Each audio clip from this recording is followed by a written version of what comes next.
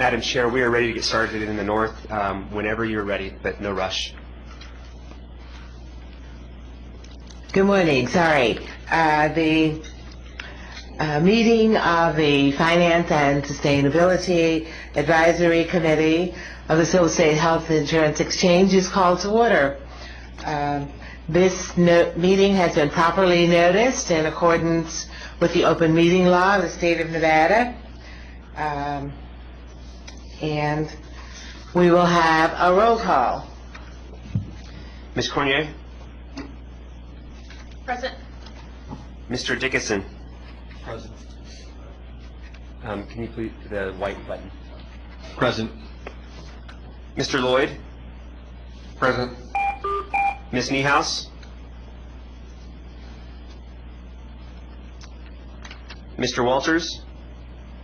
Here. Mr. Walters is present by phone. Vice Chair Atkins? Here. And Chair Lewis? Present. And Thank you. I'd like to welcome all of you here this morning. Are there any announcements? Okay. Well, the first thing on the agenda, or rather item number 2, is public comment. Do we have any public comment in the north? It does not appear so. Okay. And it does not appear, well, is there any public comment in the south? Okay. We have no public comment in the south. Ma'am, can we so check? We can move on. Can we check to see if there's any public comment by telephone? We certainly can. Is there any public comment by telephone?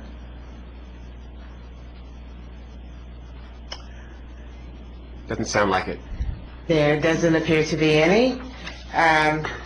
So we can move on to approval of the minutes of March 9th and March 19th advisory committee meetings.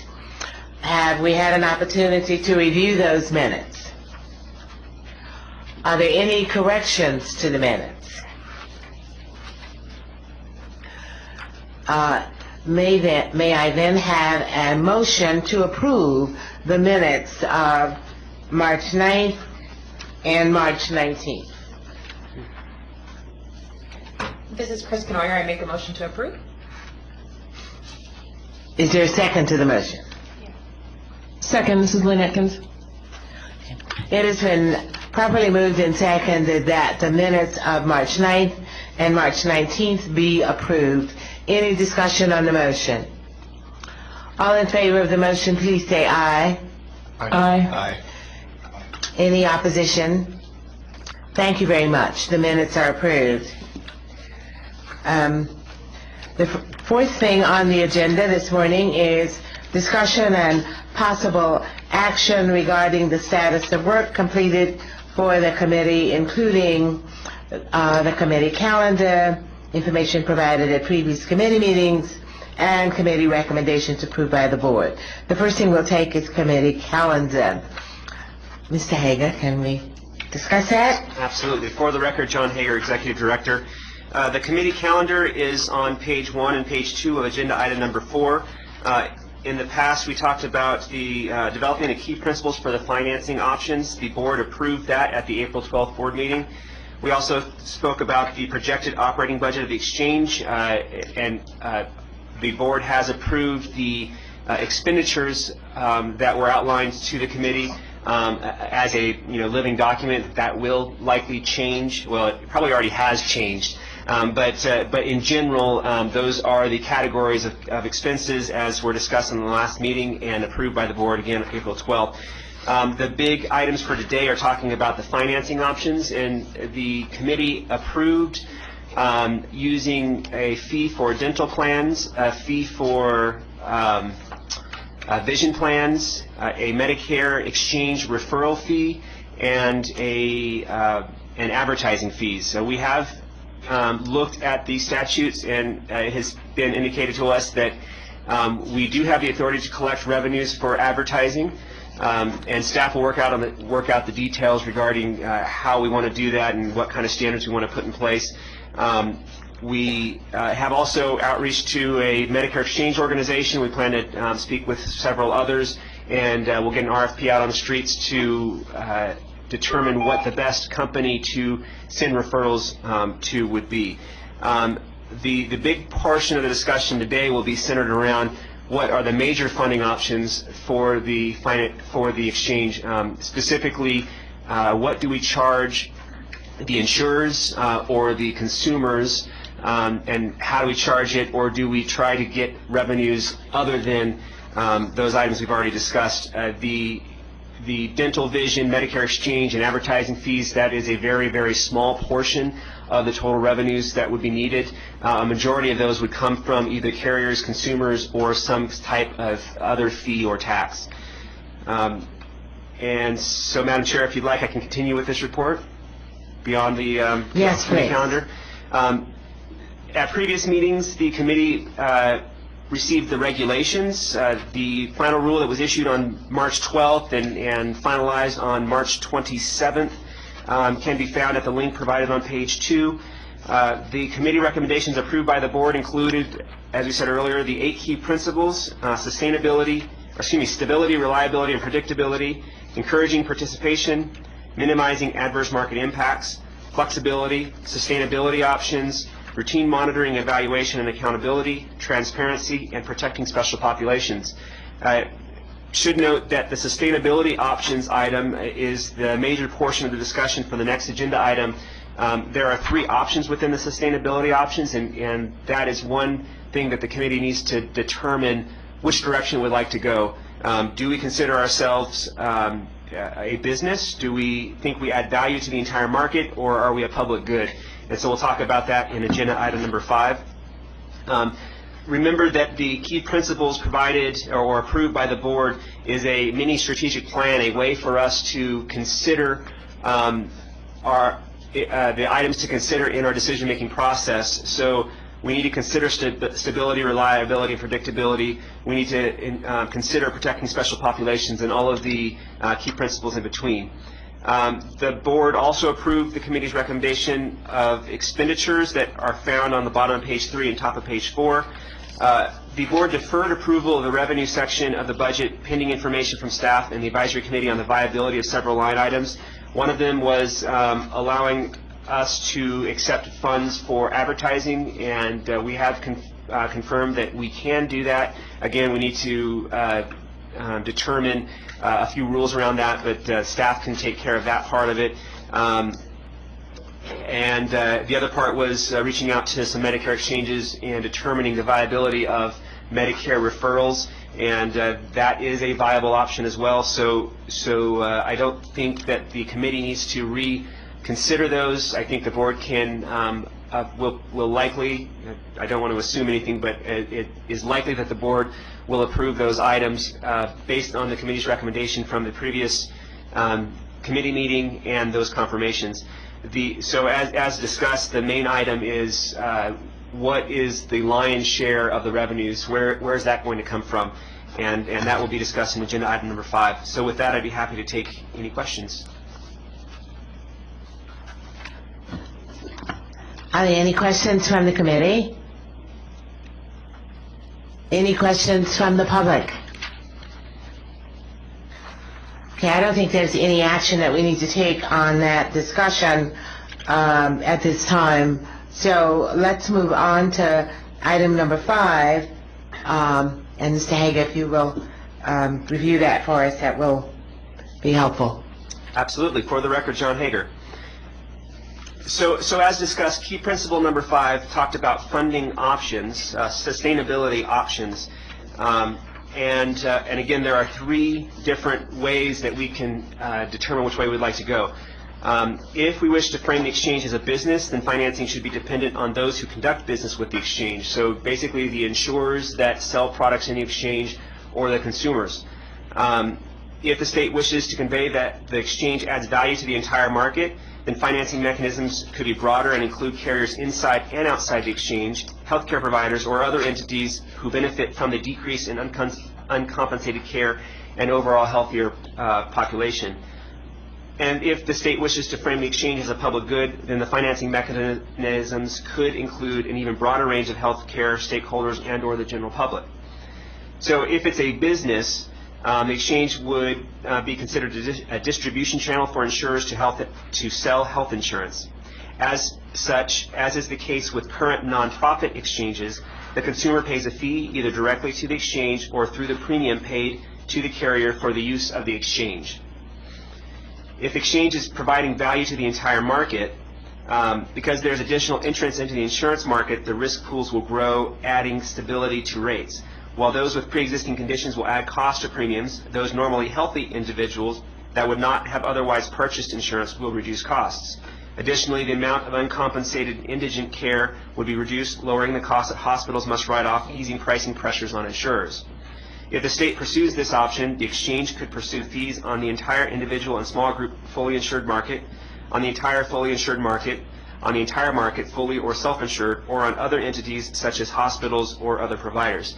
I will note that as the group of people grows, that we're going to charge, the more difficulty that we will have in passing this through legislation. And we'll talk about the legal issues on the next page. And finally, as a public good, if fewer individuals are without insurance, the requirements for emergency care, and indigent care should be reduced, reducing costs to the counties and state. Medical bills are the leading cause of bankruptcies in the U.S. Between additional insured individuals and market reforms, the number of bankruptcies should be reduced, reducing lending costs. Individuals who require prescription drugs for mental or physical issues will be better able to access those drugs, possibly reducing crime. So when you look at it from that perspective, it could be considered a public good, and there may be additional funding options to consider. Again, as you increase the footprint of individuals that we're collecting funds from to fund the exchange, again, it becomes more and more difficult to pass this on a political level. So we'll have to keep that in mind.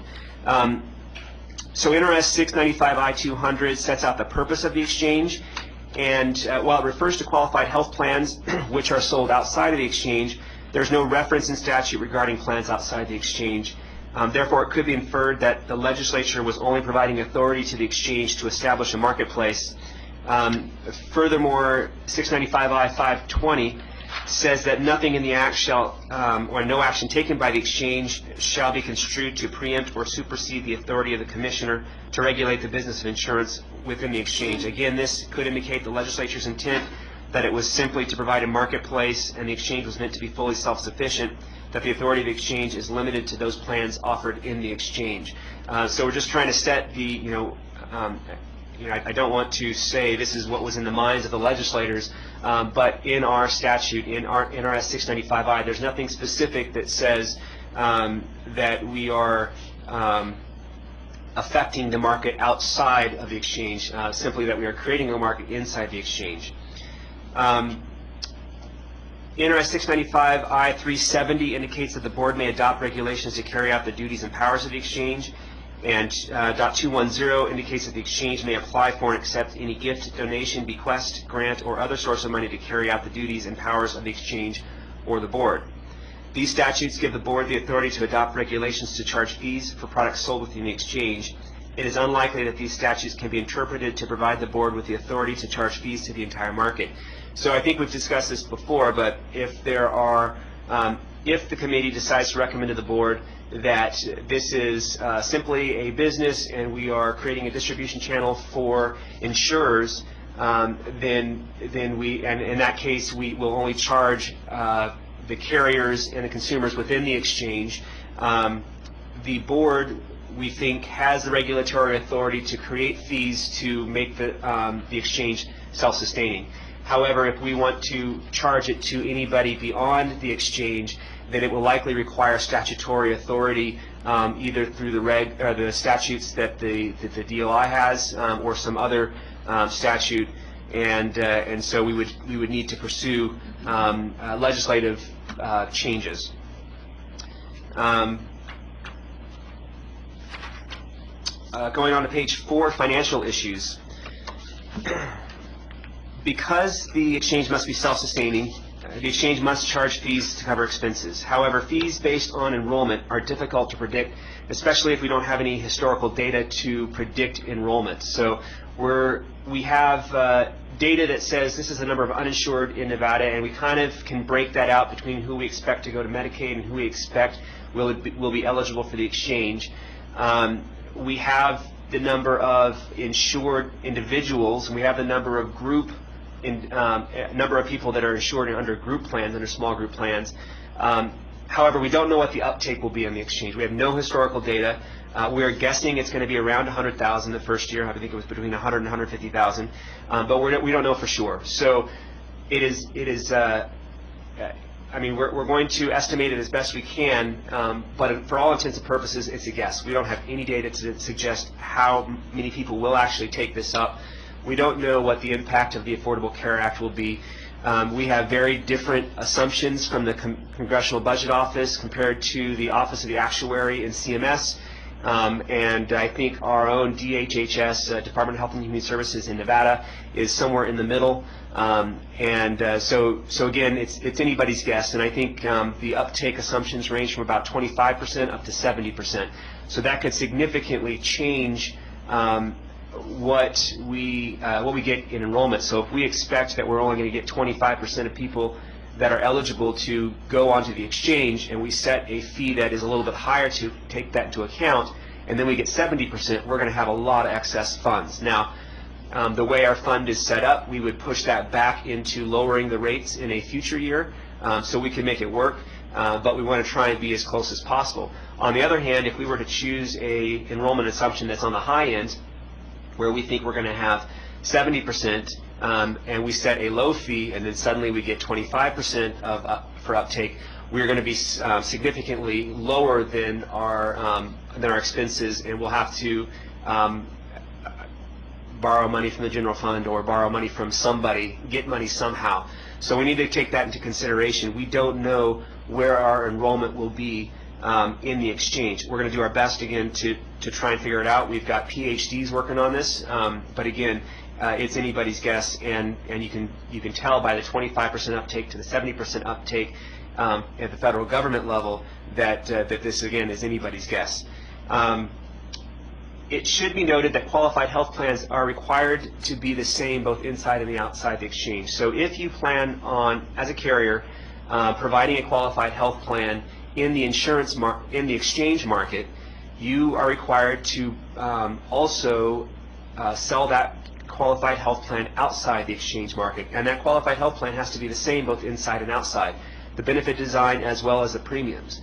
So if there is an administrative expense or some kind of expense that the carrier has to absorb through premiums, for instance, a per member per month fee that the exchange charges, while we may only charge that on the market inside the exchange, that expense has to be absorbed by the entire qualified health plan. So in effect, any enrollment, any expense that we charge to enrollment in the exchange market will actually be charged to the entire qualified health plan market. Now, that would not be charged to the non-qualified health plans. So if a carrier decides that they don't want to play in the exchange, or they want to offer other products that aren't offered in the exchange, they could offer non-qualified health plans, and those would not have to absorb the administrative costs of the qualified health plans. The problem with that then is that you create a potential for adverse selection. A carrier could put forth to the DOI two separate plans. One's a qualified health plan that they intend to offer in the exchange, and one is an identical plan on the plan design side that's a non-qualified health plan. They don't want to offer that in the exchange, but they can lower the premium based on the administrative expenses of the exchange. So if we're going to charge $10 per member per month, theoretically they can charge on the outside on the non-qualified health plan for the same exact benefits $10 less per month than they would for the qualified health plan. Now, that won't really be an issue for those individuals that are subsidized. If you're subsidized, typically your subsidy is going to be greater than $10. You will likely go to the exchange. But it does create an adverse selection issue for those individuals who are not subsidized. And so therefore, it would be likely that you would see, for those with a income over 400% of the federal poverty level, many of those individuals would choose the non-qualified health plan if they're identical plans. Now, it could be that they simply look at us and they find us as a distribution channel and they go with us anyways, but a savvy shopper may not do that. So we need to consider that there will be no potential for adverse selection if you are just charging the market in the exchange. The other issue, we talked about this briefly, we're not sure about whether or not we will get federal funding for maintenance and operating costs in calendar year 2014 from the federal government, from the Affordable Care Act. We are still waiting to determine that. Either way, the idea of how this would work will be the same. The only difference would be that we'd have to charge a significantly higher premium if we're just looking at the enrollment in the exchange. Well, either way, we'd have to charge a higher premium on a per head basis to make up for that $12.5 million that we would not get in maintenance and operating from the feds. If we get that money, we can charge a lower rate, but the idea is the same regarding whether or not we do it for just those in the exchange or if we charge the entire market. So on page 5 and 6, we show a couple of tables.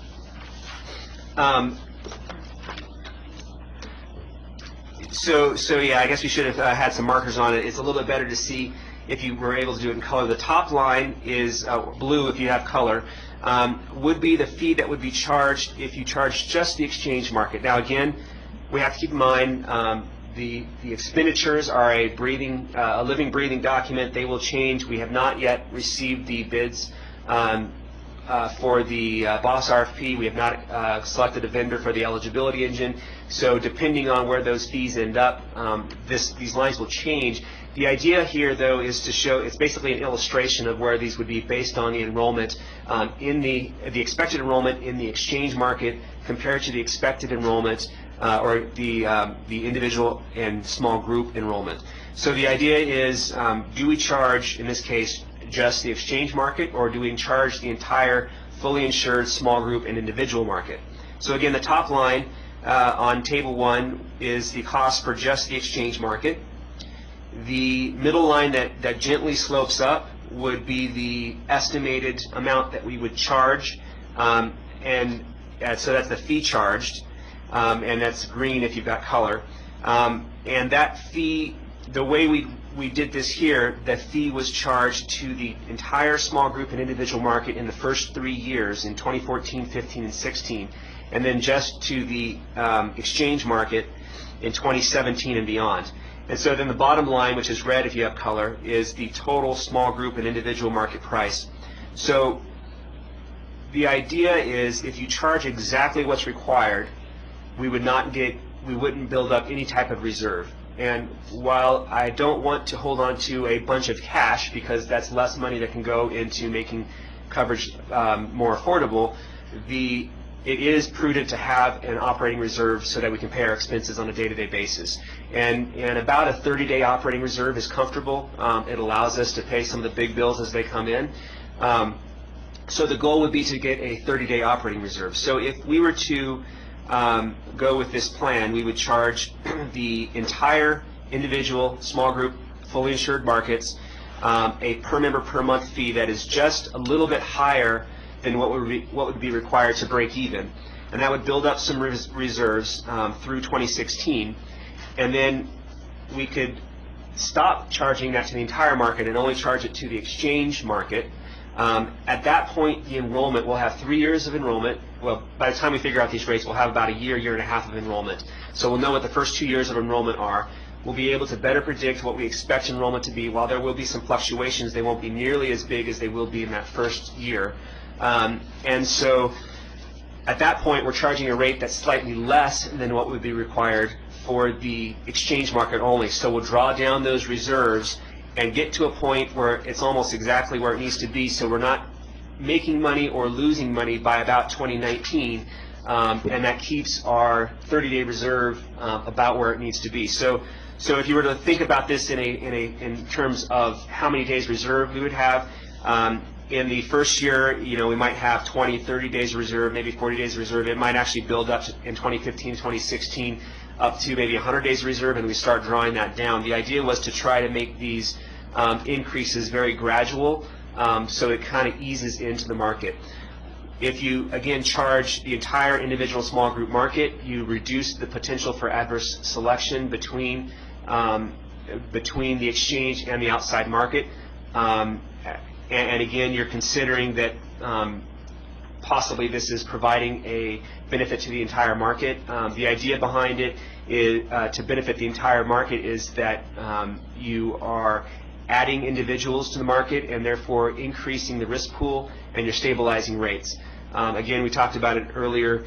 Theoretically, while there will be a bunch of individuals that have pre-existing conditions that can't get coverage now, they'll go on to the market, and those individuals would theoretically raise rates. The potential for raising rates should be offset by the invincibles that don't get insurance now, that would get insurance because it's mandated. And then at that point they would be able to, they would lower the rates because their costs are pretty low. So that's kind of the idea behind this. It emphasizes ensuring a stable revenue stream. So if you recall their key principles, stability, reliability, and predictability. It allows us to emphasize that over the first 3 years. Once we have some historical data, we can continue with that on future years. It encourages participation and minimizes adverse selection, at least in the first several years. I guess that's about it. So again, I want to point out that these are illustrations. The amounts will change. When we get better ideas of the enrollment, that will change as well. I should also note that if the Supreme Court eliminates the mandate, that would probably change our thinking. We'd want to come back to this. But I do think that it's prudent for us to go forward now, assuming that the Affordable Care Act will be upheld.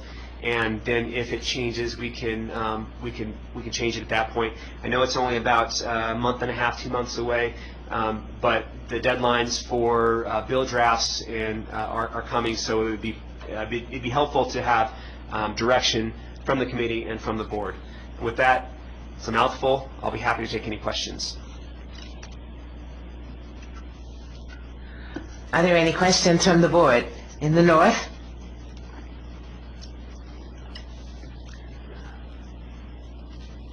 Any questions from the board in the south? Madam Chair, Eric Lloyd for the record. John, when we met last time, I believe that we had a discussion about coming up with funding that would potentially be available as a result of the uninsured population becoming available that wasn't in the population previously. Did we ever get some figures on that? I know you mentioned it briefly in your last conversation. Yes, and I apologize for not bringing those to the board. We got some numbers, but when we looked at the data, and it was just some rough calculations, but it did not appear that there would be any way to really utilize those additional. So let's back up a second and frame this. The idea behind looking at the number of uninsured that would go into the market is that the uninsured going to the exchange market or outside the exchange, all of those people are not paying premiums right now. If they are suddenly in the market, they are paying premiums, and therefore there's a premium tax, and there should be an increase in general funds because of those additional premiums. After talking about it with several individuals within state service, it is highly unlikely that they would be able to reduce taxes because of the uninsured. We may be able to not charge a tax on top of the exchange fee because that wouldn't actually reduce anything, but it didn't seem feasible, even running the numbers, to be able to offset the premium tax between the individuals going on the exchange. Yet there are a couple issues. Number one, while there might be more revenue in the beginning, at what point do you say an individual who's been on exchange coverage for 5 years was previously uninsured, and so you wouldn't have that general funding to begin with? It just didn't seem feasible. I should have brought those numbers back, and I apologize. I didn't bring them. But we will. I do think that we should possibly pursue trying to exempt the exchange fee from the premium tax so that the carriers don't pay additional taxes on top of the exchange fee. Good point, thanks. Madam Chair, Lynn Atkins, I guess on that issue, John, I thought there was some questions about what the premium tax would actually be. There was a difference in tax if you were an in-state company or if you were outside, domiciled in the state or domiciled out of the state. And so, yeah, I think for us to kind of analyze what that revenue might be, I don't think, at least initially, anyone was talking kind of about reducing taxes. I think we were talking about what is that number going to be, how much money is going to be generated, and can some of that be directed to the exchange so then the exchange does not have to add on fees to folks. At least that was my thought process about that. Yes, and the rate is 1 3/4% of premium for domestically Nevada domiciled insurance organizations, and 3.5% for insurance organizations that are domiciled outside of Nevada. And again, I apologize for not bringing that to the committee. I completely escaped my attention.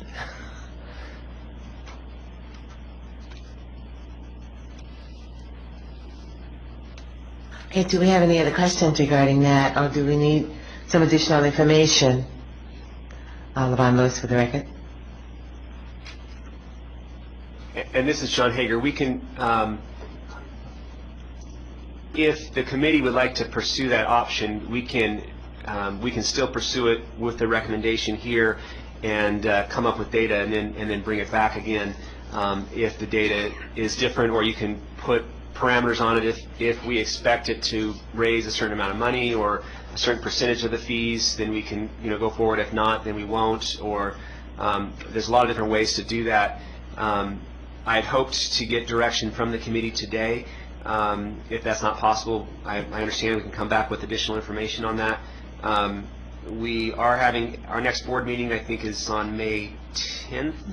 And the next Finance and Sustainability Committee is on May 14th.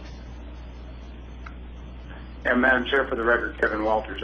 I believe there have been a lot of questions raised about the impacts to various, whether it's insurance companies, the number of uninsured, various things that are a long list of potential impacts that sort of drive the decision, whether this is considered a business or a public good, and also just impacts to not just the various parties out there, but also impacts to the sustainability of this exchange.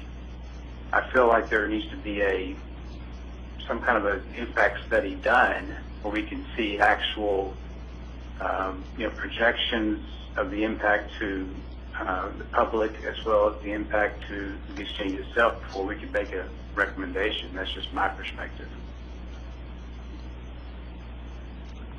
Thank you.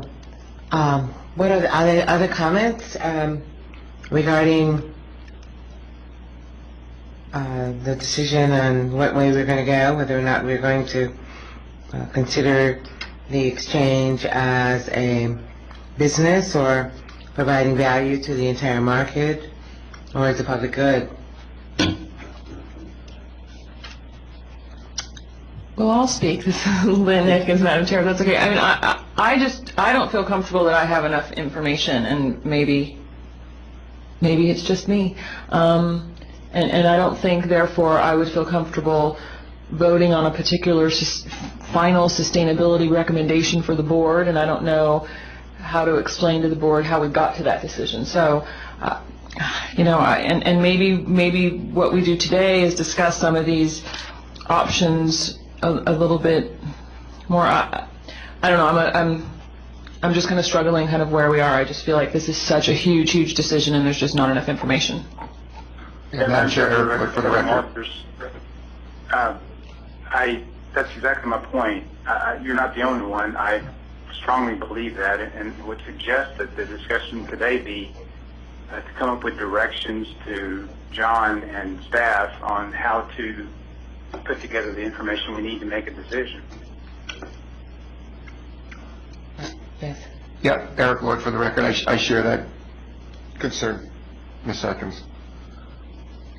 Okay, well, Levon Lewis, what suggestions or what additional discussions are we suggesting, and what recommendations are we making to staff for the information that we need to, in order to be able to make a recommendation?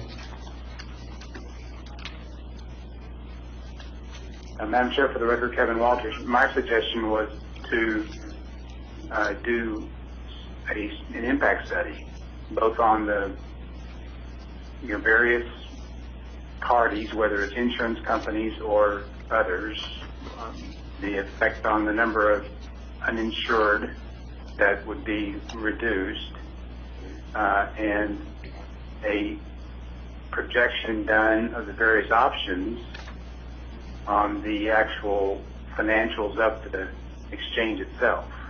Those are just off the top of my head. Those are just several things I think we need.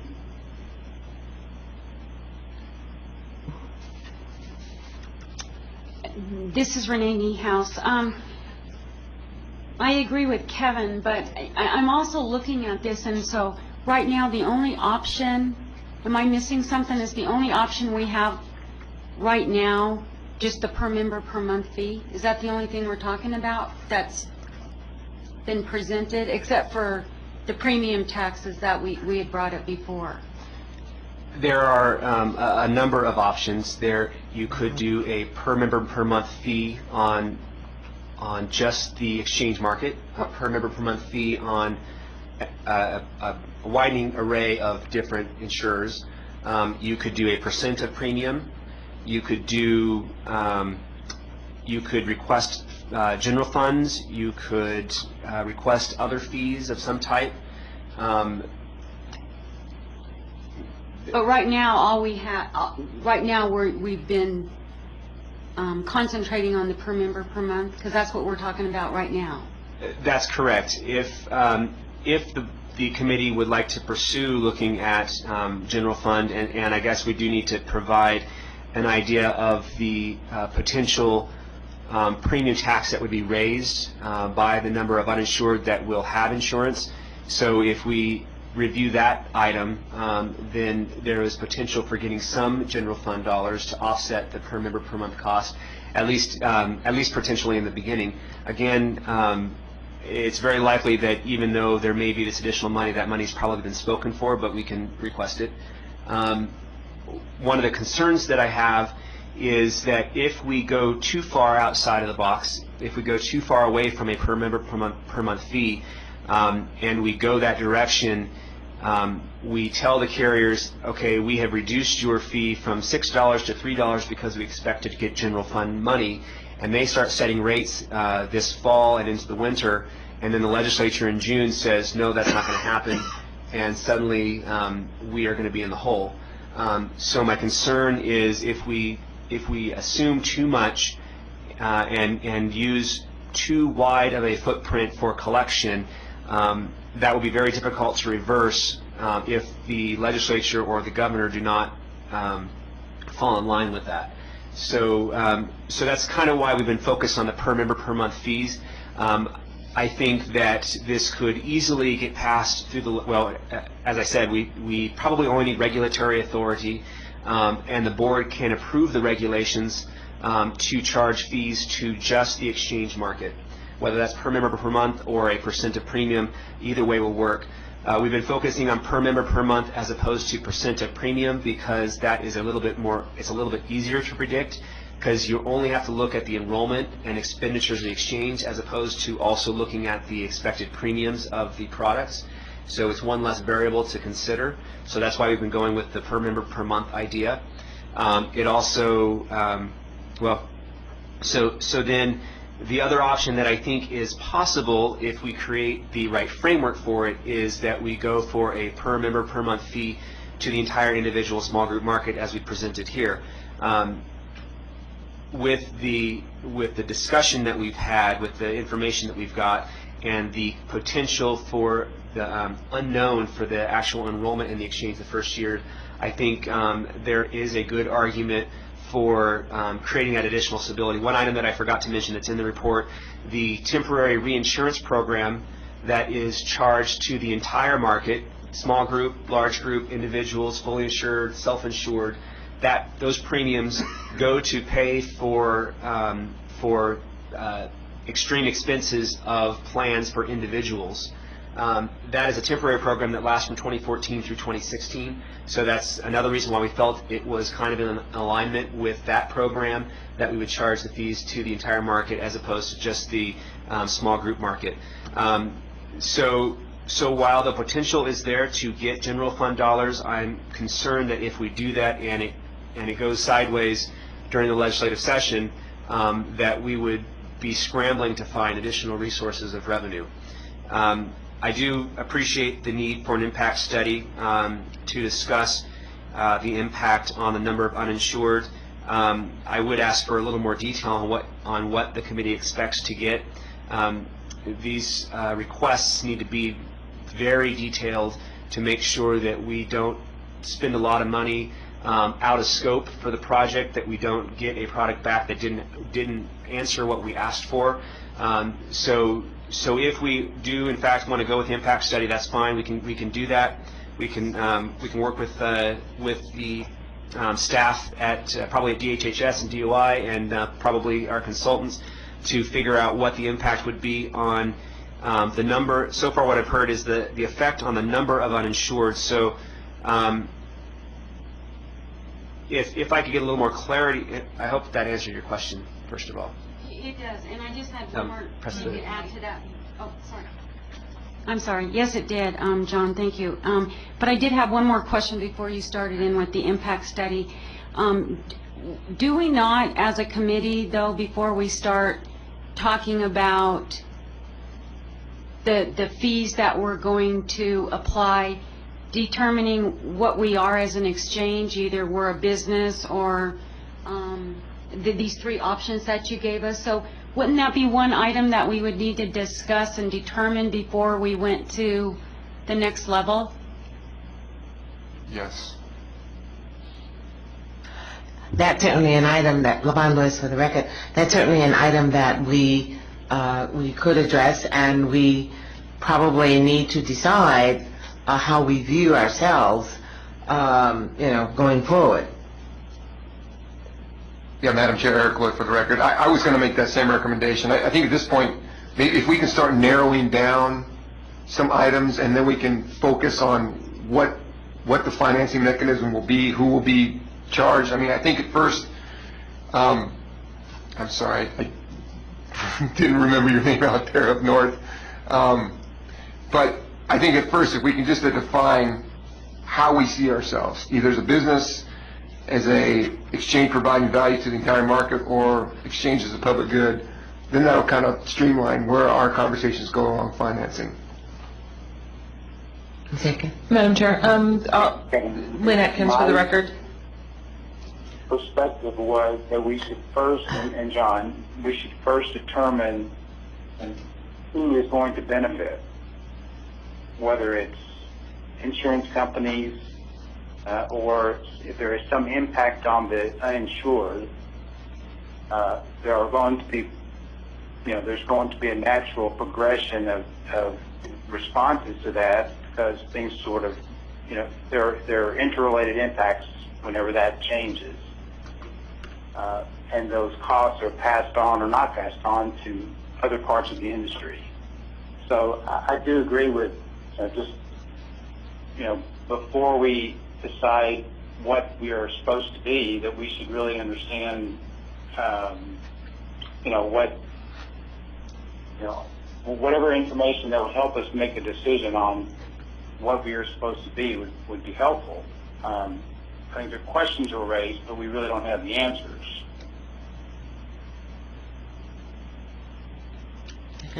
Madam Chair, Lynn Atkins for the record. So my initial thought on the three options that staff presented, which is the exchange as a business, exchange providing value to the entire market, and exchange as public good. I mean, I think I would say that the one that I don't see us as are just as a business, because I think it has been set up by the legislature and the governor as a government agency. I think staff is all government employees, and I kind of think if they had intended for us to be a business, maybe it would have been set up more like a utility company. I'm not sure. So as I look at these, I don't see it kind of as a sink or swim. You guys are on your own, figure out your financing. If you can't make it work, you can't make it work. I see that the state of Nevada has a serious vested interest in the success of this exchange, and so I don't see it necessarily as a business. Well, I see the exchange as providing value. Oh, Levon Lewis for the record. I see the exchange as providing value to the entire market.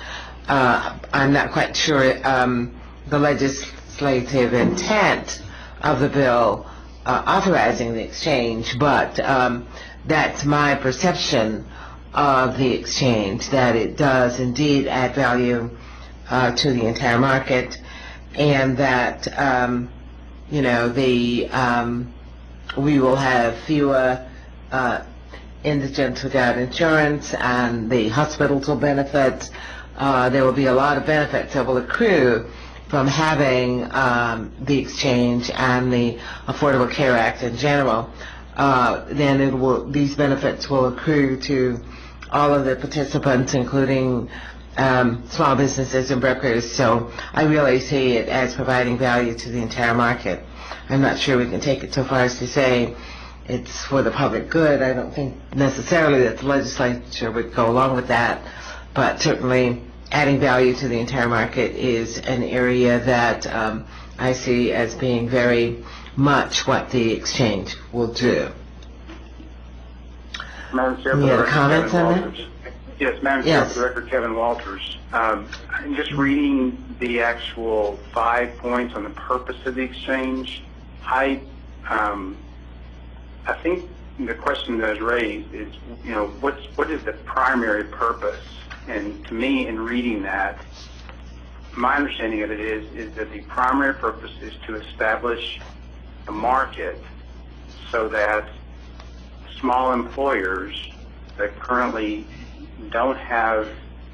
cannot afford to pay what they're having to pay can afford that, so that more of their employees will be covered with insurance. And that the number 3, the number of uninsured persons, that's sort of a corollary effect of having that market created versus the actual goal in and of itself.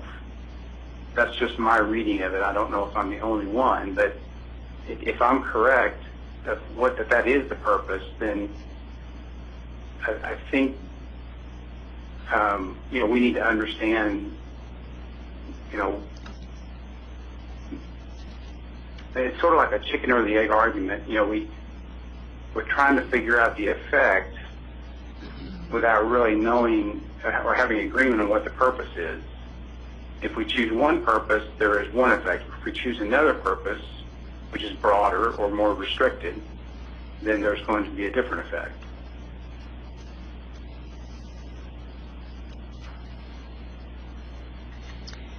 This is Renee Niehaus. I am a little confused.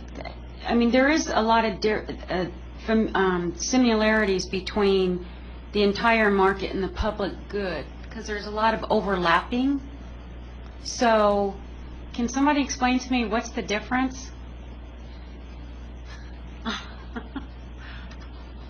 For the record, John Hager, there is indeed a lot of overlap between the two.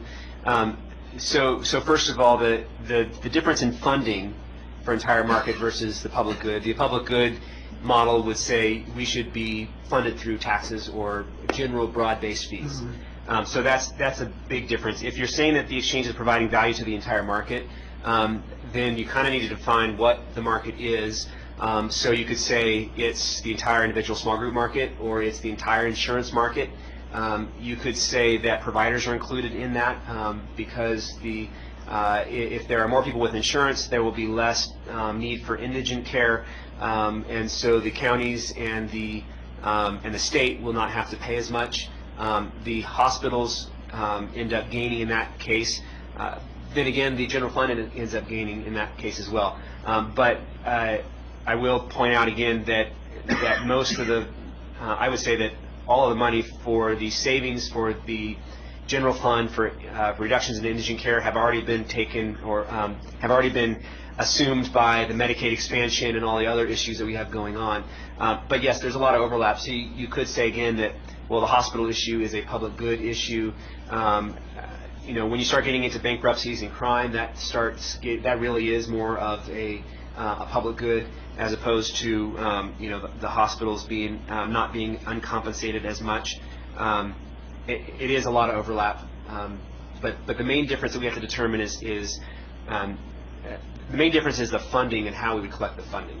Right, and so that's what I was going to say. So really, because everybody's going to be affected, positive and negative. So between 2 and 3, really the only difference is who we charge the fee to, who we tax, where we're getting our revenue.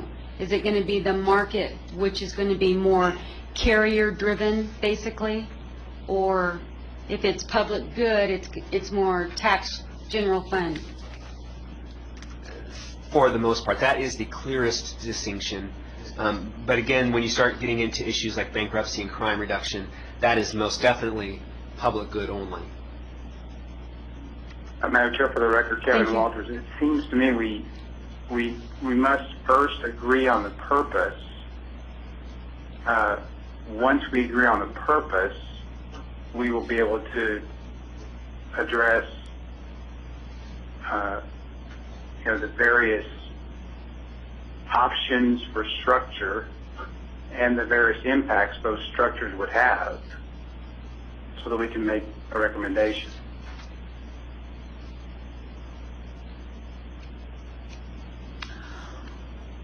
Juan, I'm not quite sure.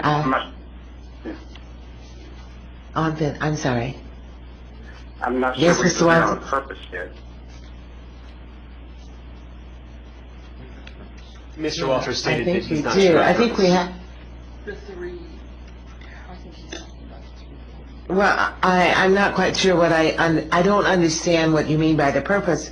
We do have, I guess, 3 directions that are identified in this document. Is that what you mean, or are you talking about something that's different than what's included in the document in terms of the purpose? Yes. Madam Chair, Eric Lloyd for the record. Oh, I'm sorry, go ahead, Mr. Walters. Go ahead. No, Eric Lloyd for the record. So I think that NRS 6951.200 has attempted to set out the purpose, and I believe what Mr. Walters was referring to is that he believes that item number 2 in the NRS provision is really the purpose, and if we all agree on that purpose, then that's the basis by which he wants to start the discussion of deciding the 3 items that we were talking about. But I guess I might look at it a little differently in that I believe that the purpose is items 1 through 5, and that all those items are what we should be focusing on as the purpose of the exchange. We are getting some agreement. Yes. Yes. Mr. Walters. Kevin Walters. Yes. Thank you. So I think the challenge here, and I agree with that, with what was just said, that all 5 are important. The challenge there is that if you pick one, you could choose to emphasize one versus another. If you take number 3, for example, and you focus on that alone, well, then the goal would be to eliminate all uninsured persons, that the existence of uninsured persons. That's not, I don't believe that's the actual intent. I believe the actual primary goal is establishment of this market to facilitate the enrollment and purchase of coverage. It's more, and maybe this is the question I'm asking. I feel like if you just try to accomplish all five, you're not going to accomplish it, and it's not going to be sustainable. If you focus on the primary purpose, which is to establish this market, I think that's the primary purpose again, then, and the corollary effect is that it will reduce the number of uninsured persons if you do that. Then it helps understand the purpose. That's not, I'm sure not, I don't think we all are on the same page on what the purpose is and what it all means. Madam Chair? Yes. Lynn Atkins for the record. Mr. Walter, I understand what you're saying now, and I agree with actually Mr. Lloyd that that all five are the goals of the exchange. But I think actually if you had to pick one, it might actually be number 3, which is reducing the number of uninsured persons in Nevada. And I think the other 4 help you figure out how to do that. That's how I kind of read this. I think the ultimate goal is to get more people insured, more people in the state of Nevada insured with health insurance. And then those are some mechanisms by which to do it. So that's my thoughts. Thank you. This is Lavon Lewis. For the record, I would agree with that statement. I think that as we look at the Affordable Care Act and some of its provisions, it requires you to reduce the number of uninsured persons because it says everybody must have insurance. So I think that really all 5 of these are indeed the purpose of the exchange, and that we have to work to accomplish all of these. And that if you take these and the order that they are written, still I think you would have to consider that number 3, because of the Affordable Care Act, would be a primary purpose of the exchange. But, Madam Chair, Eric Lloyd for the record. yes. So I don't know that we're going to accomplish all that we want by disputing whether it's 2 or 3 or all 5. But, some are probably byproducts of what will happen as a result of doing one or the other. And I think that might be Mr. Walter's point, is that, first, in order to accomplish the things that the exchange is set out to accomplish, one of these things has to happen first. And I don't think we should necessarily get caught up on what happens first. I mean, we have to establish the exchange. As a result of establishing the exchange, it will ultimately, achieve the objective of reducing the uninsured and facilitate the purchase of and sale of qualified health plans in the market. So maybe we can just step back from saying we agree with the purpose as stated in statute NRS 6951.200, and then define whether we're going to view this purpose in the context of a business providing value to the entire market or exchange as a public good. And then I think that then allows us to focus more on the financing mechanisms that we're really trying to drive at here. And maybe we just need to get an agreement among the committee. Luanos, what's the pleasure of the committee? Do you feel we've had enough discussion to be able to form a decision around whether or not we are indeed perceived to be, exchange as a business, or the exchange providing value to the entire market, or exchange as a public good? We've heard some of the discussion around each of those issues.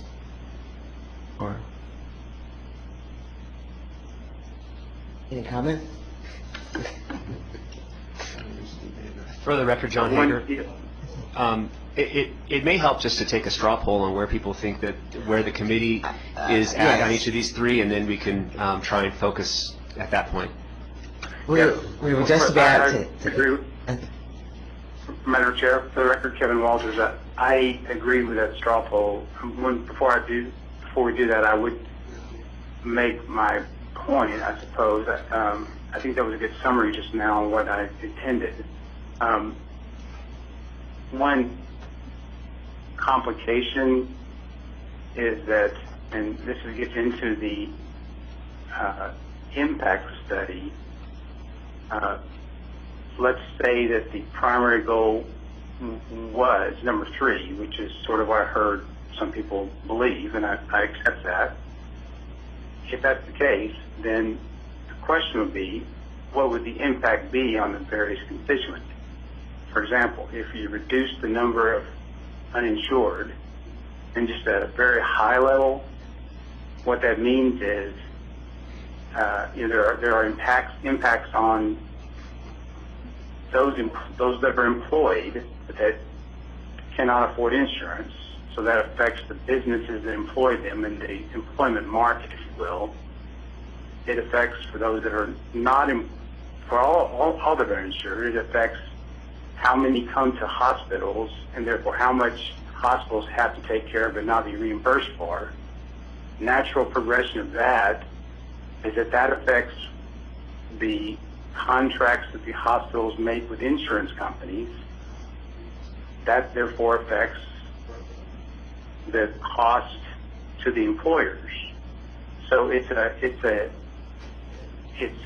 domino effect that is driven by what we end up choosing, how we end up choosing to structure this. So that's why I was asking for more information about those impacts before we could even make a decision about whether this is a business or public good, etc. But that's just my perspective. Thank you very much.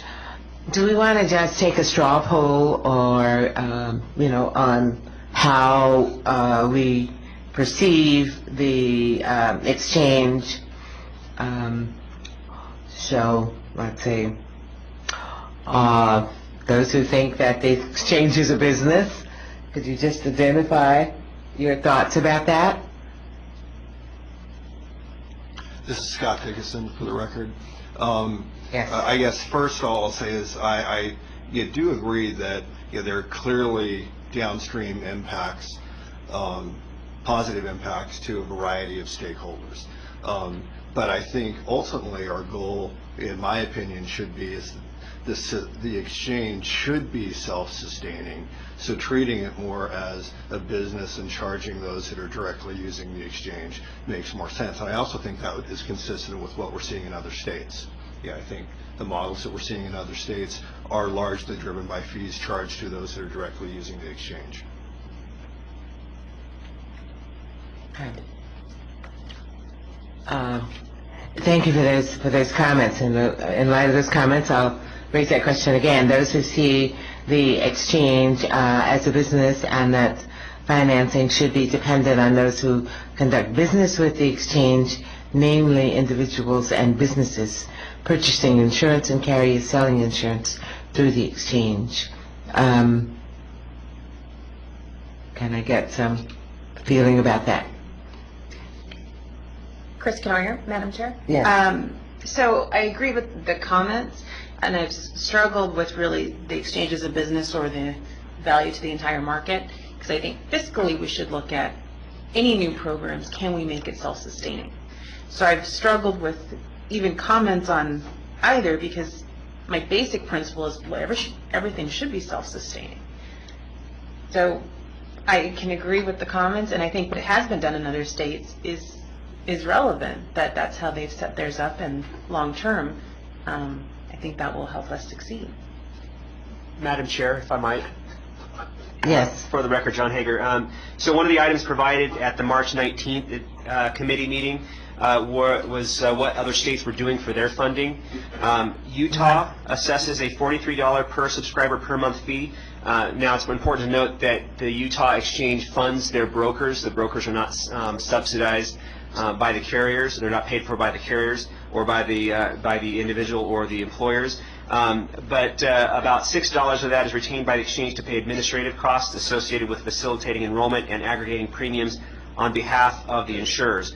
Brokers under the Utah Exchange model assume primary responsibility for providing enrollment assistance to employers and employees. In addition, the Utah Exchange, which is administered by the Governor's Office of Economic Development, receives $600,000 from the state to support its operations. The Massachusetts Exchange retains 3% of monthly premiums, or roughly $12 per subscriber, to fund its administrative costs.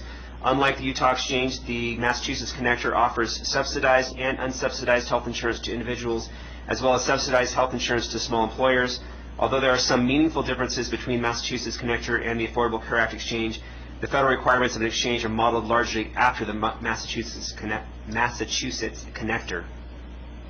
Alabama had a health insurance exchange study commission which voted 9-6 to recommend the exchange be funded through an assessment on all products sold in the small group and individual markets, including those sold inside and outside the exchange. The commissioners voting no supported an assessment on only those small group and individual products sold through the Alabama exchange. This recommendation was used by Alabama's governor to prepare legislation introduced in the Alabama legislative session that began February 7th of 2012. However, the decision has not yet been finalized. Now, we wrote that in March, but I don't think there's been any change to that. As far as I know, I haven't heard of any specific finalizations from any other states.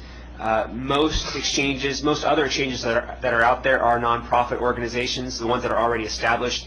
California has a couple, Connecticut has a couple. Those, I believe, are funded through the subscriber fees. We may have additional information. Is Mr. Carey on the line? Or Mr. Covey? Okay, so that's all the information we have. So it differs. It depends. Madam Chair, Lynette, because I have, I guess, a question or a comment. So Utah has that very high subscriber fee and also has general fund from the state. That's correct. It also should be noted that Utah is just an employer exchange. It's just a shop exchange, so it's much smaller. That higher subscriber fee is because they pay the brokers. So really, when you're comparing this to what we're doing and the direction that it appears that we're going, it would be better to look at that $6 fee that they retain for administrative as opposed to the portion that's sent to the broker. If the Silver State Health Insurance Exchange were to pay brokers through the exchange, then we would also charge a higher fee. But right now, to compare apples to apples, you would compare our $6 or $10 fee compared to the $6 that the Utah Exchange has. But yes, they do have, it appears, $600,000 that was funded through from the state. I don't know if that was a one-time fee or if that's ongoing. And one other, I guess, question or comment, and I think the other difference between these exchanges is these were implemented prior to the Affordable Care Act and without any of the multi-million dollars that the federal government is subsidizing the states with. Is that right?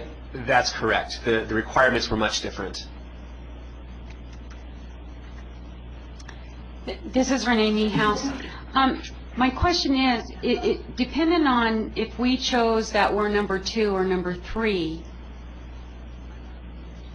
depending on the one that we choose, my concern is, I guess is what I'm trying to say, is my concern is that if we just charge a fee for the carriers that are in the exchange, or the people who are in the exchange, and not everybody, is that going to affect who participates in the exchange to where there's not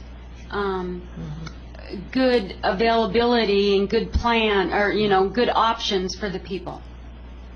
So would it matter if we said we were 2 or 3? Would that affect whether we would charge just in the exchange or outside the exchange?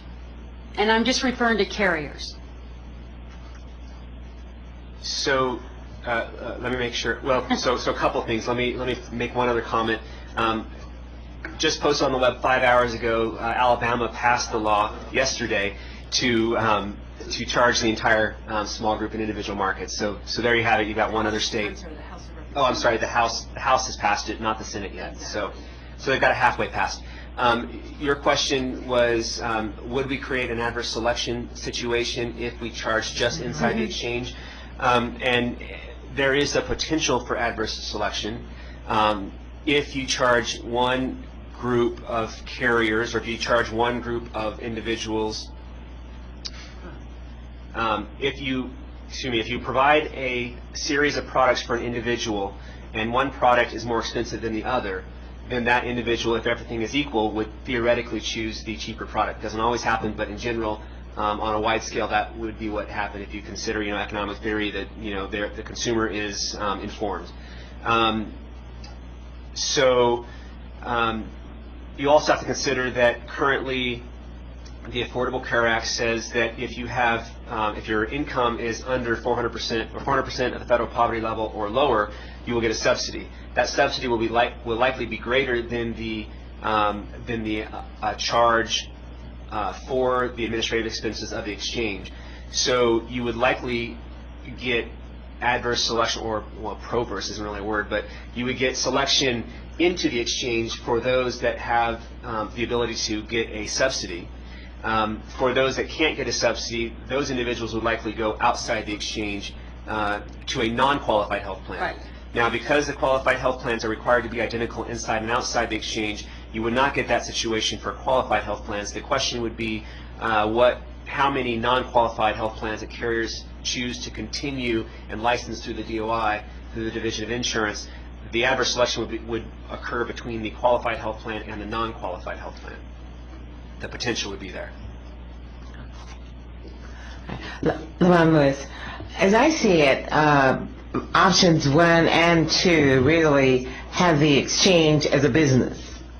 But it's just that option 2 provides for additional funding possibilities for the exchange. So that if we consider, saying, option 2, it seems, allows us a better opportunity to fund the exchange and to reduce some of the adverse selection that we may get within the exchange if we only do option 1. That's my thought on that. Does that make sense? Or is that true? Madam Chair, Eric Lloyd for the record. I would agree with that. I think we all fundamentally agree that those who conduct business with the exchange and benefit from the exchange should be charged for this, PMPM. So whether that, I think we all agree that qualified health plans, insurers, and consumers should be, charged the fee, and that encompasses the exchange. The fundamental question we need to ask, and I think the entire committee needs to agree on, is whether or not it includes a wider net, and that's what the value of the entire market encompasses. So I think we can agree that, and maybe we just need to get consensus, but I think we can all agree that it does function as a business in the sense that those who conduct business with the exchange and benefit from the exchange are going to pay. But at the same time, I guess the group needs to decide whether or not we want to expand the net to include like Alabama just passed on the House side, for small business. Providing value to the entire market. Right. Right. Yes. Okay, what's the thought on that? So we can, yes. Yes, good. For the record, Kevin Walters. Yes. Maybe I'm the only one, but I think there is a real question about who benefits, and I think there could be a real good debate about that, given how things sort of trickle down or or the impact happens in one part of the industry, but it has been paid for by another part of the industry because prices change, et cetera, et cetera. And I don't believe, without a clear understanding of how all the money flows, and therefore who benefits versus who pays, we can't, I for one can't come to a conclusion on out of those three. I feel like we're trying to make a decision about which one it is without actually seeing in front of us what the results are. So again, I'll just, if I'm the only one that feels like there's not a clear understanding of how the money flows, then I'll stop there. All right, thank you, Mr. Walters. I think we were still trying to come to some consensus on which of these three options were we going to kind of identify with. So, yes. Madam Chair, Lynn Atkins for the records. I finally get what Mr. Walters is saying. So I think you're saying, Mr. Walters, that if we have an impact study that shows that the implementation of the Affordable Care Act and the exchange actually has a financial benefit to a much broader group of industries, people, the government, that would help us decide where to cast that net on who should help support it. Is that what you're saying? Yes, correct.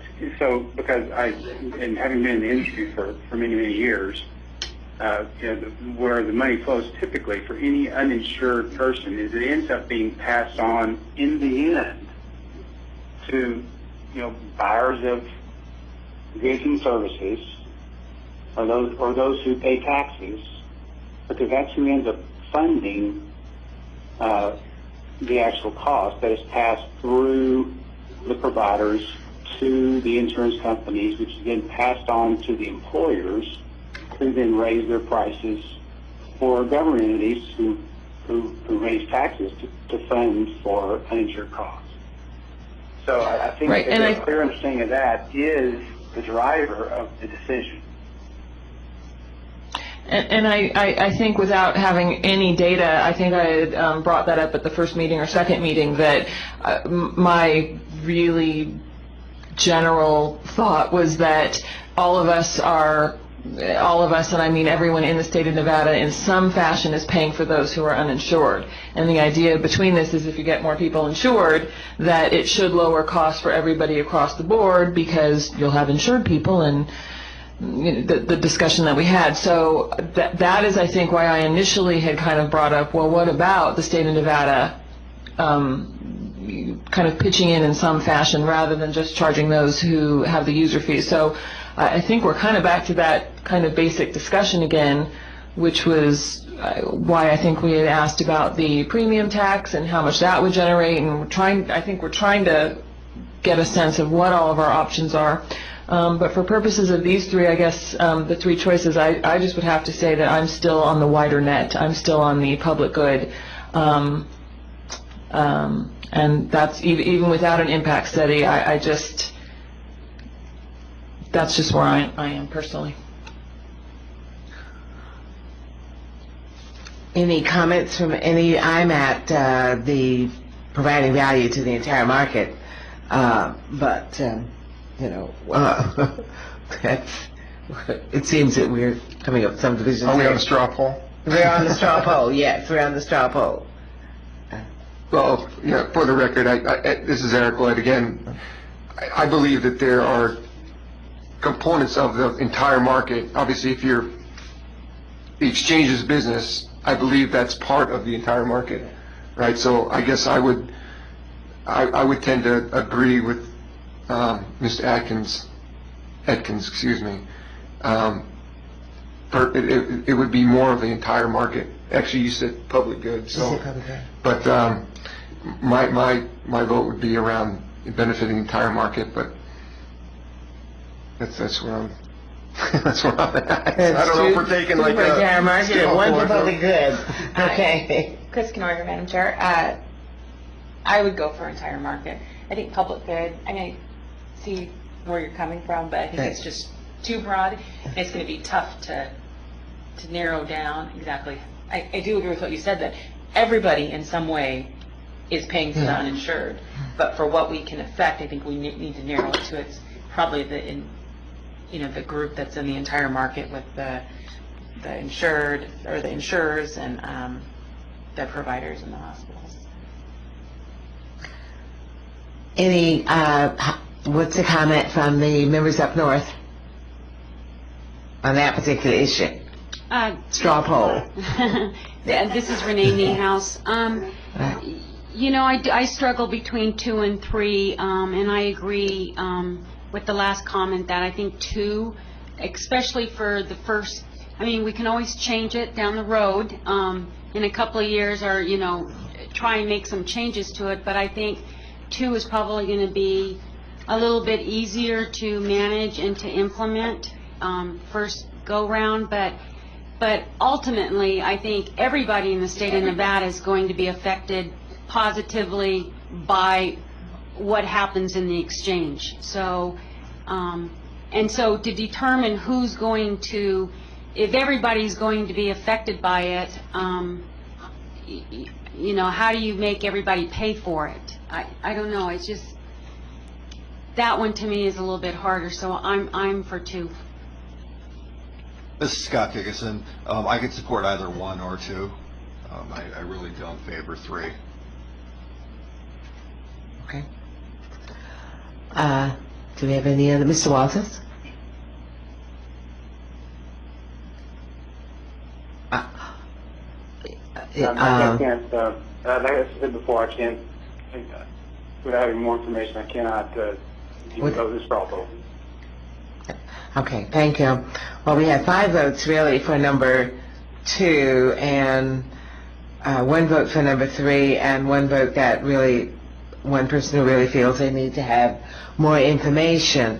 I'm a little uncomfortable with, not having a really full consensus here. We do have a majority, but do you all feel that we can go forward then and make some recommendations based on operating with the exchange providing value to the entire market and ask the staff to see what they can bring forth in terms of an impact study that may change our position?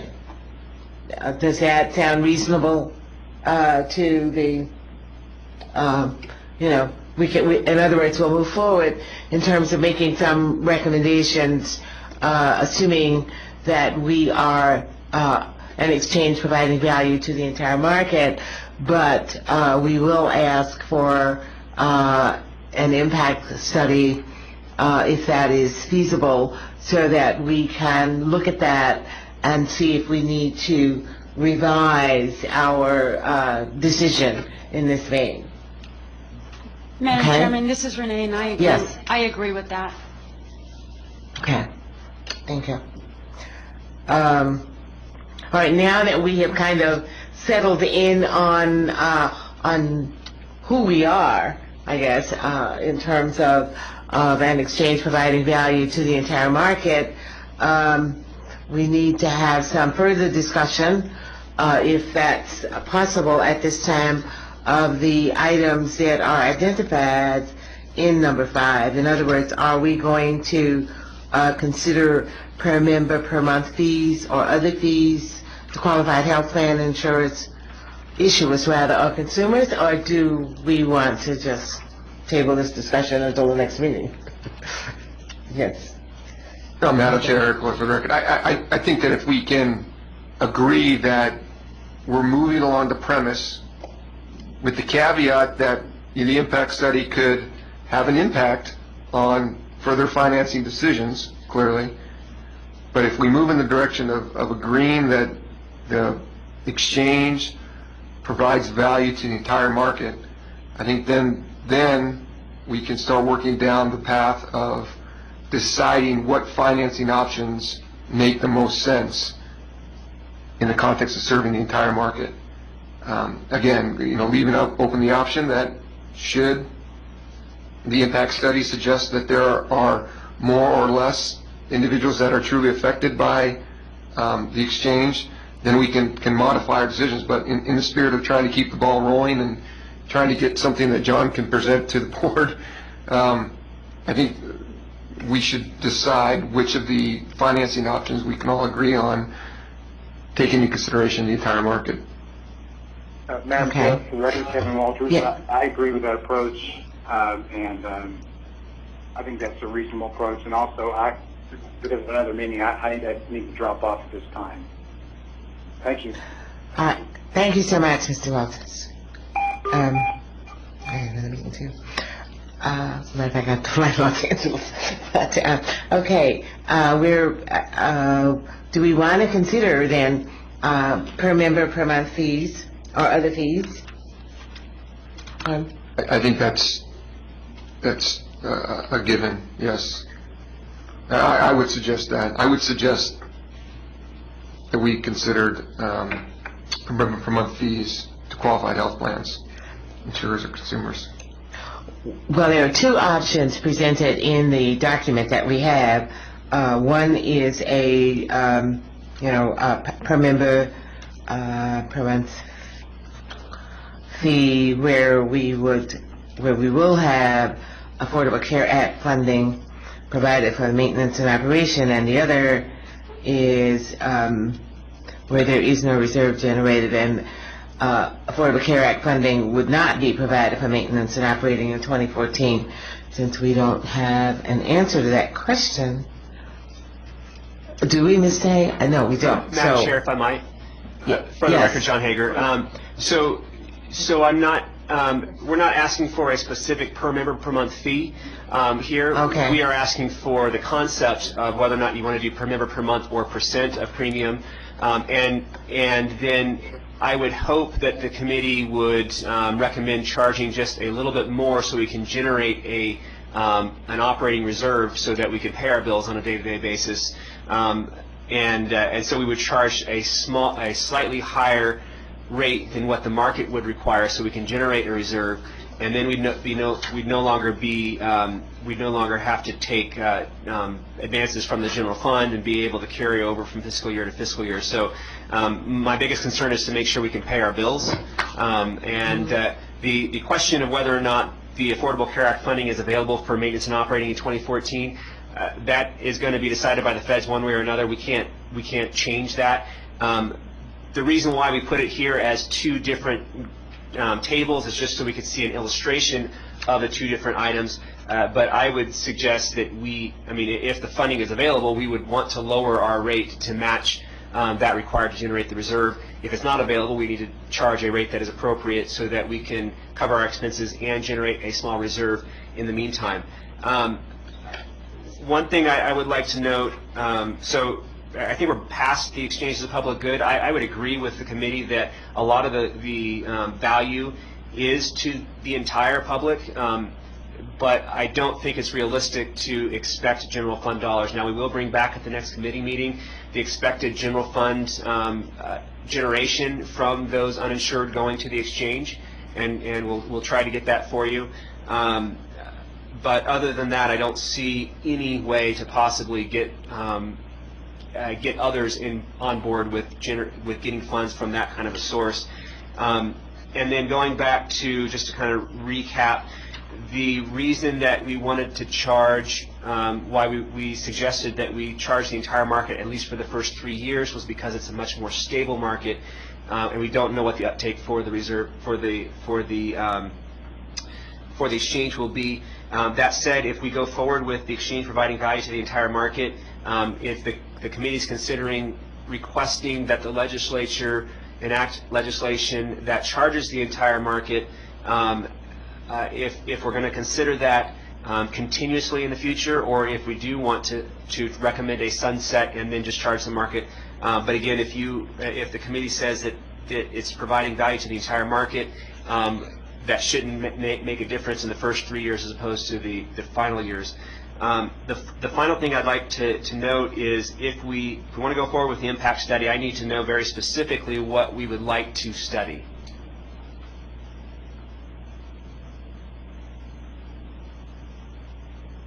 Okay,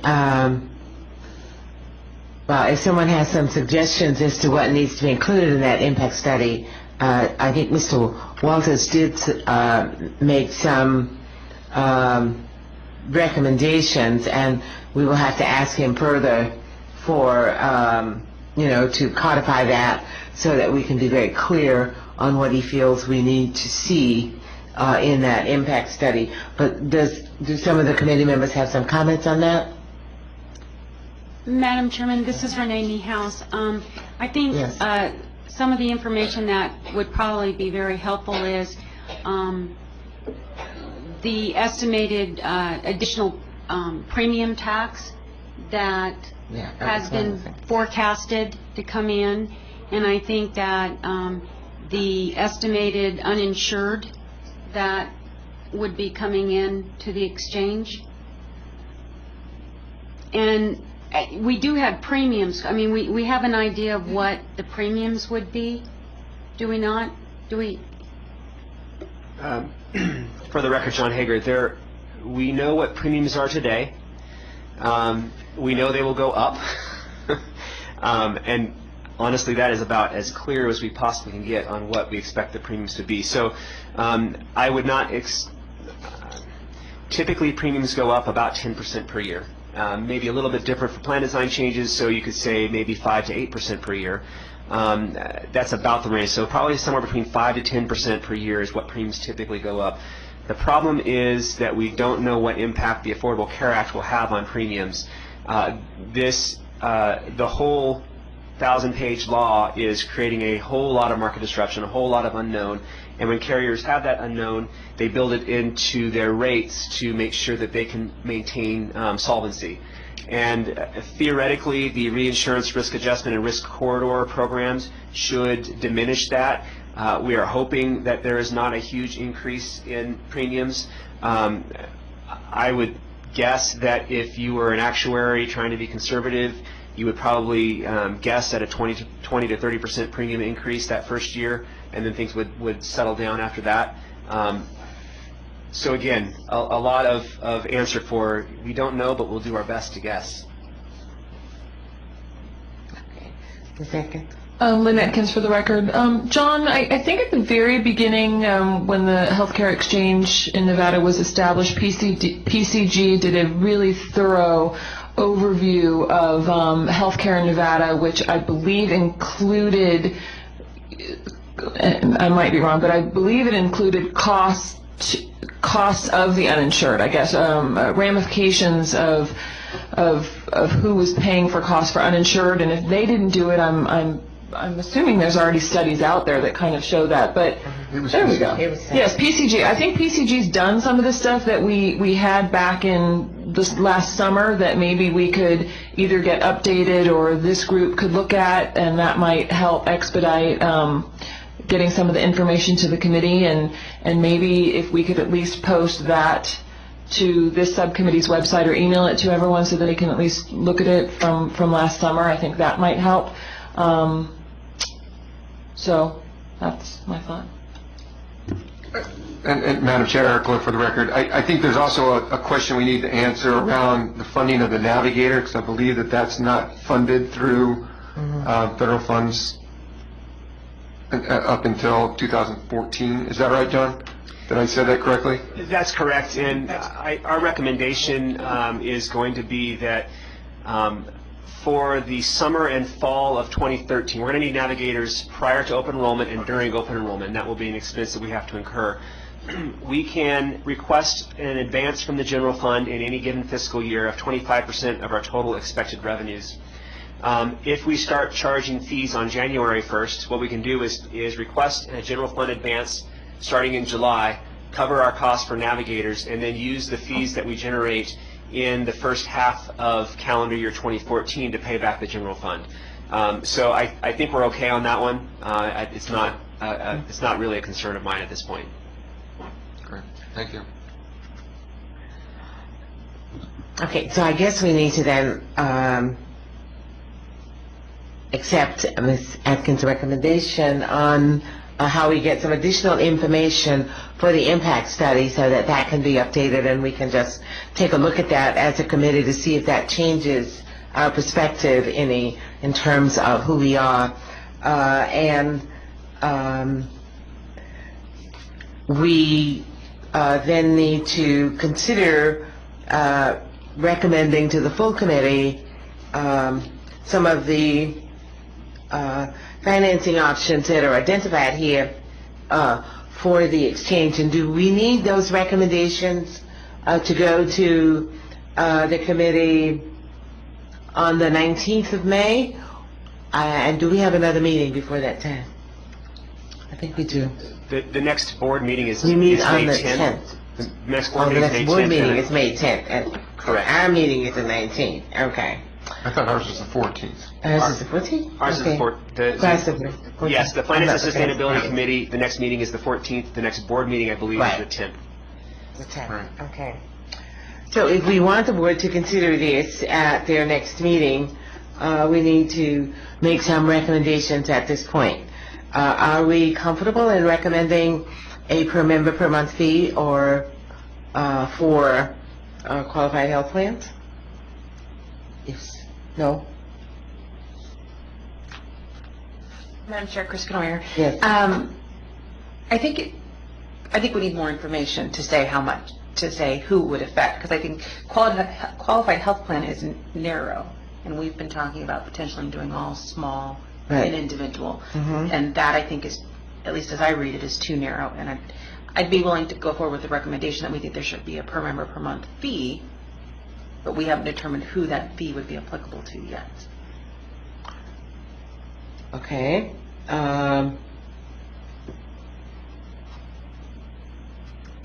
Do we want to make any recommendations at all at this point?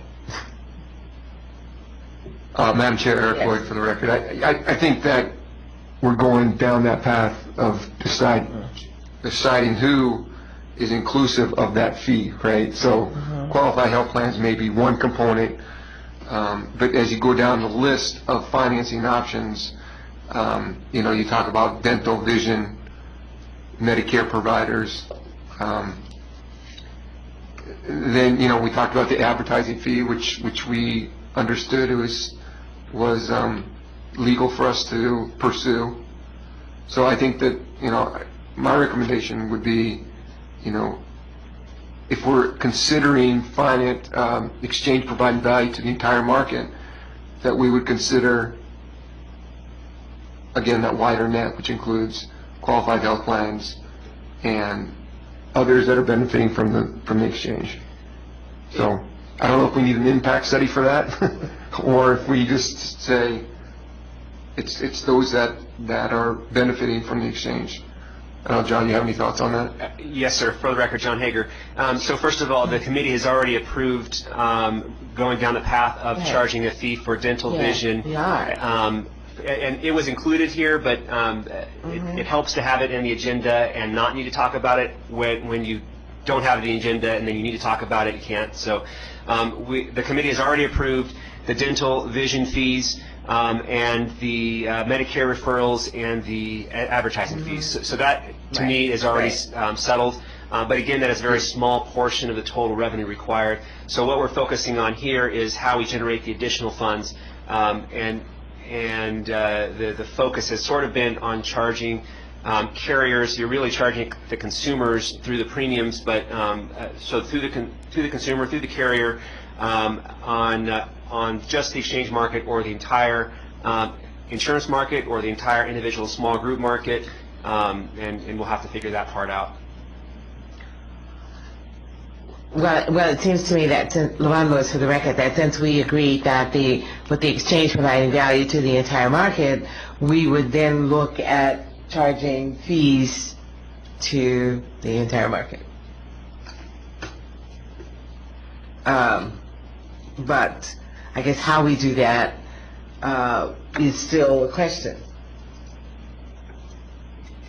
Lynn Atkins for the record. I mean, I guess I still see these two big questions looming. Do we do the per member per fee to the entire market, or are we looking at what a potential premium tax is going to bring in? I mean, I think those are two huge different options and two different questions, and that we don't have the data.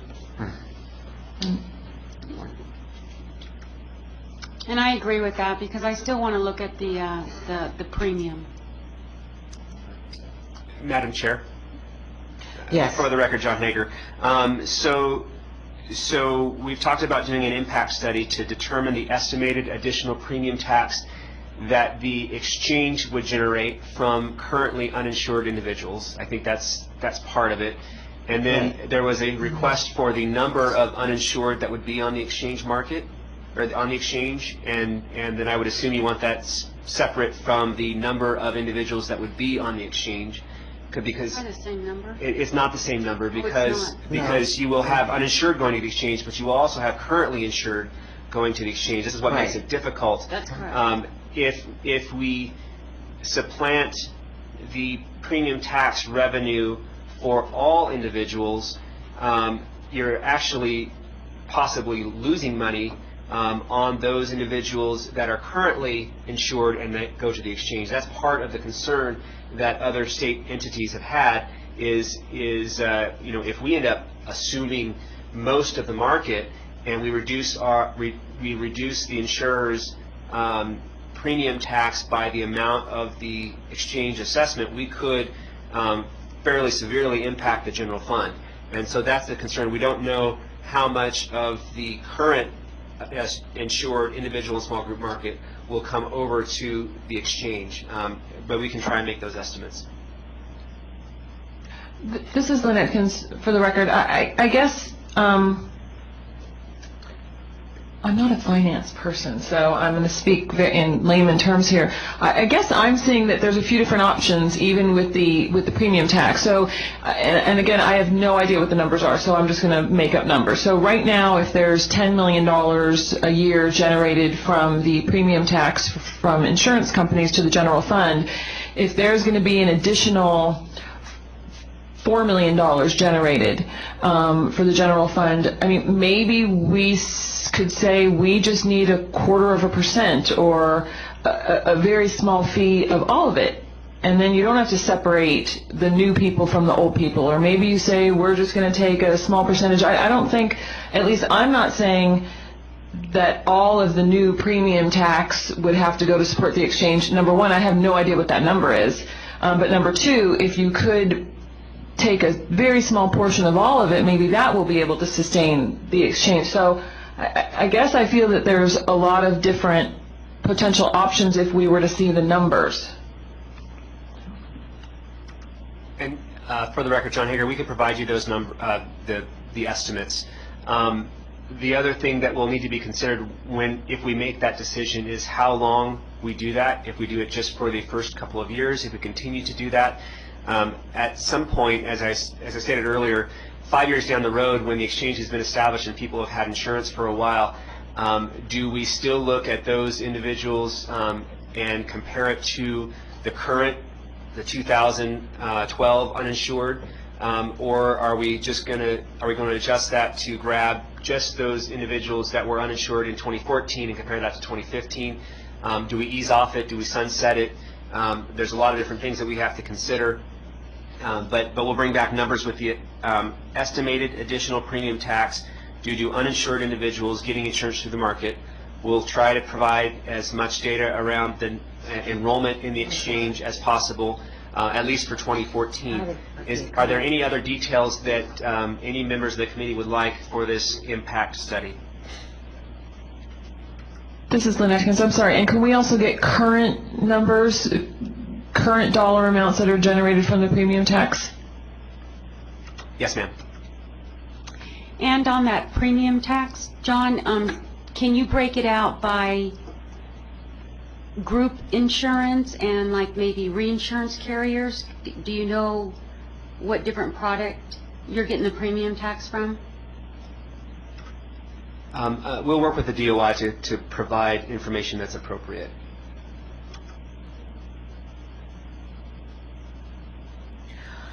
Okay, it seems that we then would not make any further decisions on this until we get that impact study at our next meeting. Is that the consensus of the group? Yes. All right. So we're taking no action actually on item number 5. We go, is there, Madam Chair, Eric Lloyd for the record. I think the action we're taking is we've taken action to determine the value of the exchange is for the entire market. So that's the action we've taken. And similarly, we're going to reserve further comment until we determine what the impact that study suggests Yes. we will need. Well, of course, and that's what I meant. I meant on those 6 items that are financing options.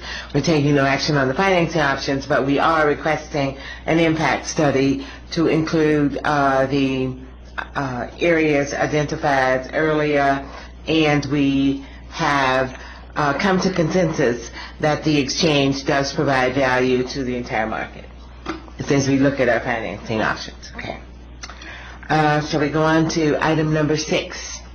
Madam Chair, if I might. I'm sorry, that's item number 6. Go ahead, Mr. Hagan, I'm sorry. On number 5, there's no action required for me to get data from and present that back to the committee, but it would be helpful to have a recommendation to the board that on the key principle for number 4, sustainability options, if the committee, unless the committee doesn't want to do that yet, but if we could have an action that a motion such as the committee recommends that the board adopt the principle that the exchange provides value to the entire market for its sustainability options. Yes. Could we get a motion to that effect? Eric Lloyd for the record, so moved. Motion. Is there a second? Chris Canoyer, I'll second. Okay. It is moved and seconded that the motion as stated earlier is adopted. Is on the floor. All in favor of the motion, please say aye. Aye. Aye. Opposed? Okay, thank you. Please include that in the wording as it was stated earlier in the record for that motion. Thank you, because I didn't repeat it. Is that sufficient as a recommendation to go forward, Mr. Hagan? Yes, it is. Thank you. Okay, thank you. Let's go on to item number 6, discussion and possible action regarding possible statutory and regulatory changes required to implement the financing options of the exchange. And while we did not specifically come up with financing options, I think by adopting the fact that we feel the exchange provides value to the entire market, as we look at that, there may be some statutory and regulatory changes required based on that. But do we want to really make any decision about that at this time, or would we prefer to wait till our next meeting? Madam Mr. Chair. Hagan, do you have some comments on that? Yes. Yeah, we really do need to have specific language for the I committee was to thinking consider. that. So Right. there's a couple of things. We will need statutory authority to change DOI statutes, and of course we would need the Division of Insurance's approval to request that change. So we will work with the Division of Insurance to determine what sort of language is required for 2 items. The first item would be a potential per member per month fee on the entire small group and individual markets, and the other item would be language surrounding a possible reduction to the premium tax to offset a portion of the expenses of the exchange, as Ms. Atkins suggested. We'll provide both of those options at the next committee meeting. Once the committee has made a decision on which direction it wants to go, we can decide if we need one or both of those types of language. There's no action required at this time for this item. Okay, that's, thank you. Item number 7, discussion and possible action regarding statements of fiscal impact for recommendations to the board. And here again, We'll bring back the fiscal impact at the next Thank meeting. thank you. Yes, we will, don't have that now. Discussion of future meeting agendas. We've already had a fair amount of discussion on what needs to be on our future agendas. Certainly all of the items that we have mentioned earlier. Are there any other items that need to be on future meeting agendas? Okay. Nothing forthcoming here. What about up north? Nothing up here. All right, thank you. Any public comment? Madam Chair, we have public comment up here in the north. Also, I'd like to add, online, there is and please come up to the table. Online, there is a link in this committee report that indicates that there's public comment from, I believe, from a dental association. I don't remember off the top of my head which group it was. They were concerned that...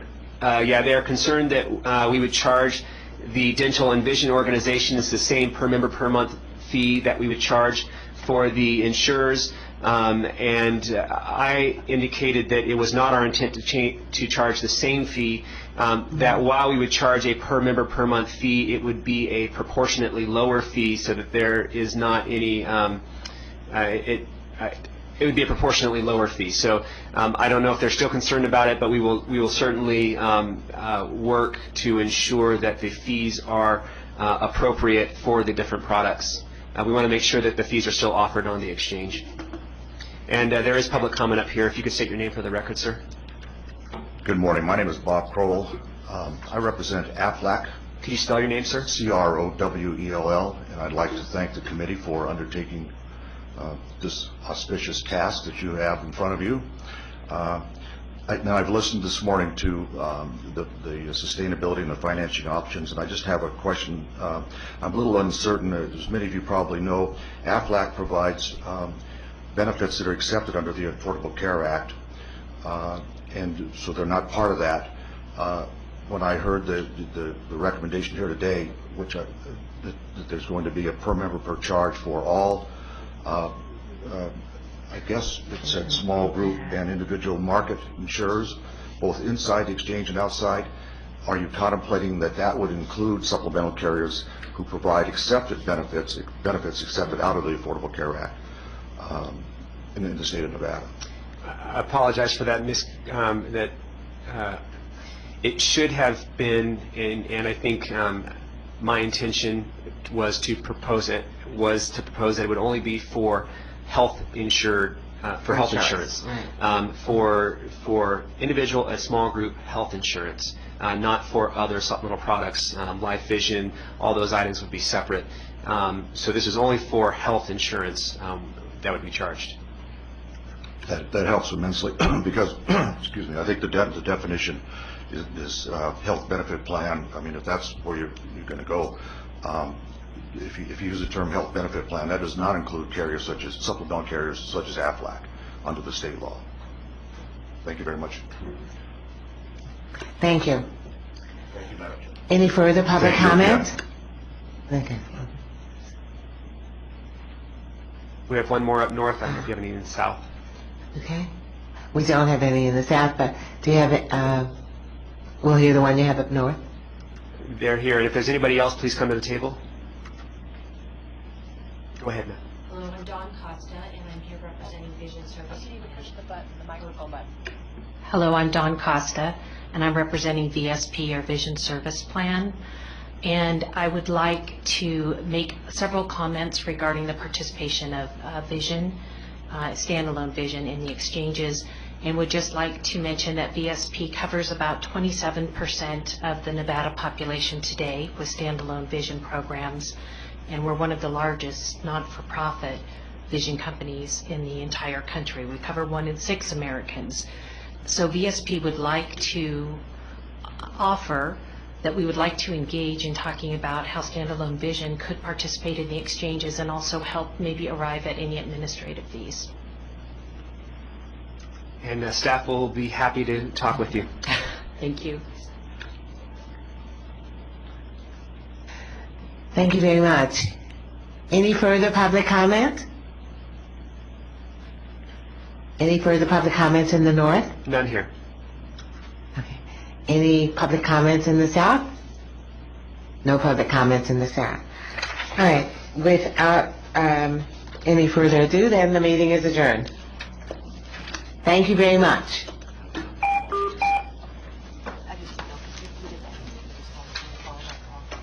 Oh, there may have been, but, well, yeah, we just went off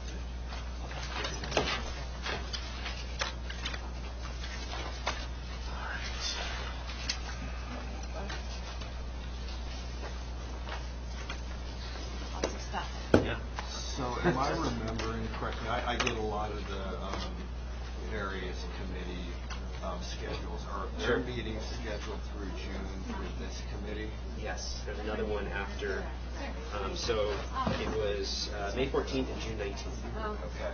So, so I wrote back on my move to Texas. So by June 19th, I will be out of state. I'm more than happy to